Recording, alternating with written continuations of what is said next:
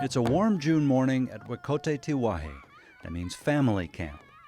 There's a short break between breakfast and the day's camp activities. A group of young singers uses the time to practice and perform.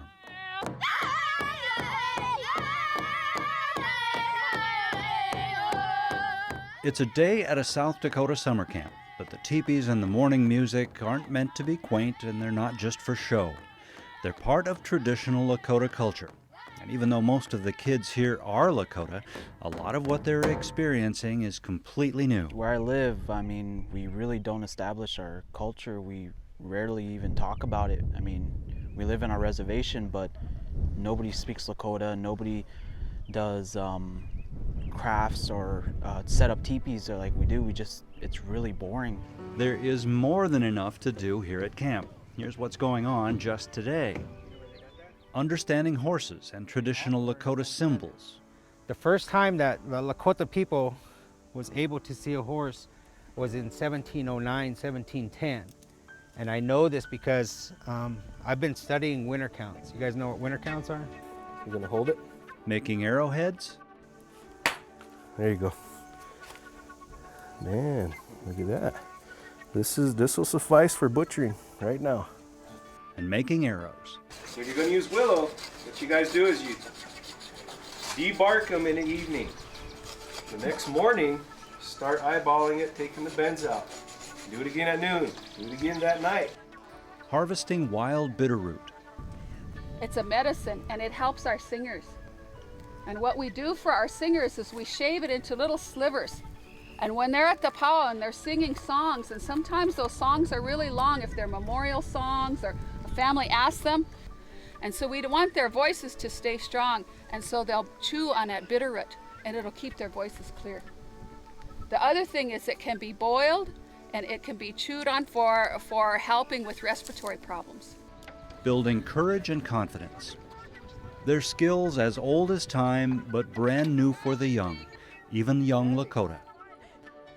Even me growing up, I didn't learn anything like this at home, or there really wasn't a place for us to go, like around on a reservation and stuff, to learn these kinds of things. So when they come here, they're able to get a feel of their culture, learn stuff that maybe they've never experienced, even if their parents or grandparents don't know because of the acculturation and stuff. Hold your horses because these kids are coming in to groom them, okay? But what makes Lakota culture different? What defines it? Consider the Lakota way of working with horses. When we walk in there, we follow their rules. We're out here, we can go up and hug each other or whatever because we know each other. We've established that. But when we go into that round pen, we become part of the Horse Nation Society. We have to learn their rules. So these horses, mannerisms, depicts who you are. You're going to be cruel to that animal, he's going to pay you back. Knowing how to handle horses would have been important in a very practical way. Understanding symbols would have been important as a matter of communication and tradition. It still is. So we're gonna paint 10 different designs. You guys know what symmetrical means? You paint on one side, whatever one side is, and paint the other side, right? You know, our symbolism, it still exists. It's something that we incorporate into a lot of our society, into our encampments. We would actually want to incorporate a keener eyesight for our horses, and that's why we would encircle around his eye. And then usually off of that, we would have lightning bolts coming down to incorporate the speed and agility that the horse is going to need during hunts and raids.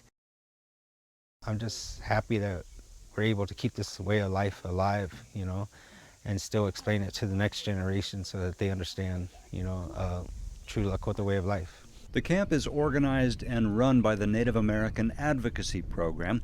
The group has several focus areas, but in terms of their camp, the mission is twofold. Particularly our focus is on being a Lakota, being a relative, a word that is used now as wo Lakota, understanding what it is to be a Lakota person from a cultural perspective.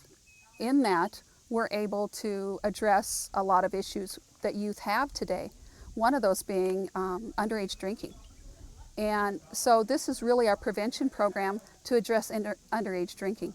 And for the youth that have been in the camp and continue to come to the camp, they themselves have told us that it's made a considerable contribution in helping them to live a healthy lifestyle. Helps a lot of young kids to understand like, how really life is, and that it's not that easy, but if you keep working at it, pretty soon it becomes a habit and life becomes a lot more easy with each step you take. Older campers act as chaperones and mentors, helping the younger ones along.